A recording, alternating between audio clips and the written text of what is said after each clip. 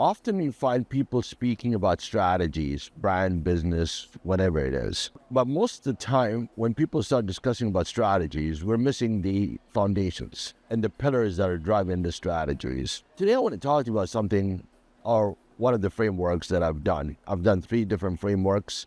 One is called The Power of Belonging. That was my first framework. Second one was Create Your Space.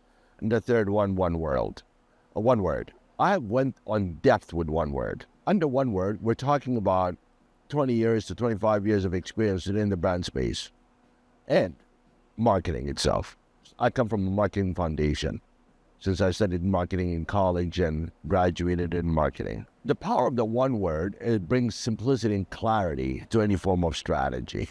Why is that? And I'll give you key examples. It's because the OneWord itself, you're able to visualize. So when you work on a strategy and you're not able to visualize that strategy, that means the whole entire work you've done has no meaning, or there's no meaning to bring out of it. Because if you're not able to visualize it, you don't even envision your journey, which serves your business vision and mission. Now, but when you say one word and you break that one word across the brand strategy, essence, unique selling proposition, positioning, both functional and emotional attributes, and so forth, that one word that needs one word that comes from the example, the essence, it needs the whole entire strategy itself.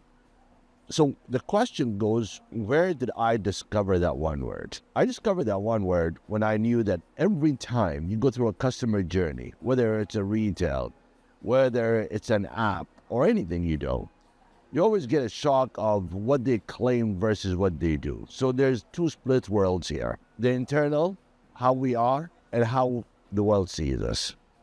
If these 2 are not reflected, brand fails. This is a reality, an absolute reality. We've seen it in many occasions.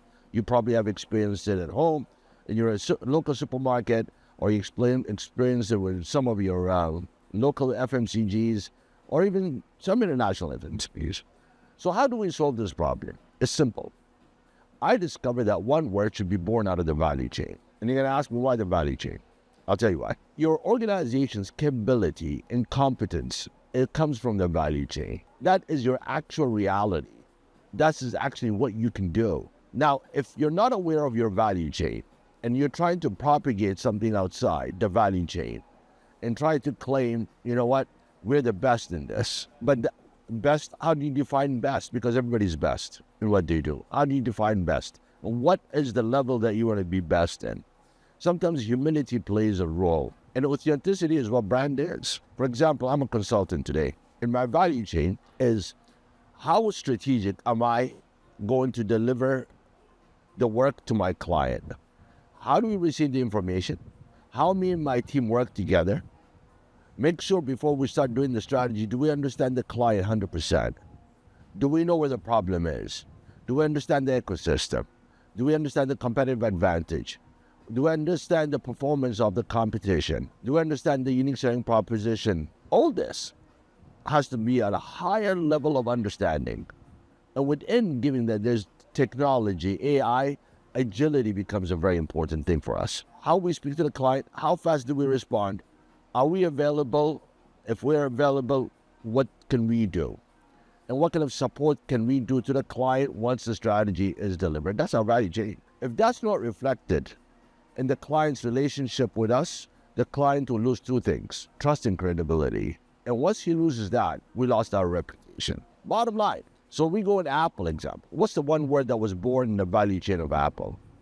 Innovation. Apple wanted to innovate everything we touch, and they were able to do it, and they delivered it. Now, I'm going to break down how Apple did it. So if one word was innovation, innovation can be boring. But what Apple said, we're going to innovate, but the world, when they see us, we want to be stylish. So we want to tap technology into a lifestyle rather than a gadget, which is your cell phone, your Mac, and so forth. They want it to look pretty. They want it to be perceived as something that would fit you and you're proud of wearing them, or show them in front of you. At a dinner table example, when you have an iPhone, you put it on the dinner table or you put it in your pocket, you feel comfortable. Some people are using Samsung, don't like to take their phones out. It's just sometimes it's not a pretty phone. It's not perceived as lifestyle. Apple is perceived as lifestyle. The second question is, within the brand strategy, why Apple? Because Apple is simple to use and user-friendly. Makes your life easier, not complicated. So simplicity is a big part of Apple while it's stylish. So stylish is perceived. Simplicity is why you should work or why you should buy Apple products. So we're going to go back to innovation and give you an example. Innovation is the core of Apple that was born out of the value chain. When it went to the customer journey, he said, wow, it's stylish. So innovate, become stylish, but also become simple so users can enjoy you. Did you see how I use the simple one words across? This simplifies the whole strategy, makes you have visual journey.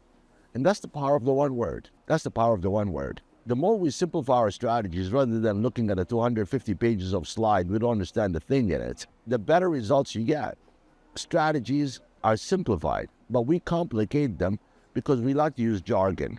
It makes us look professional.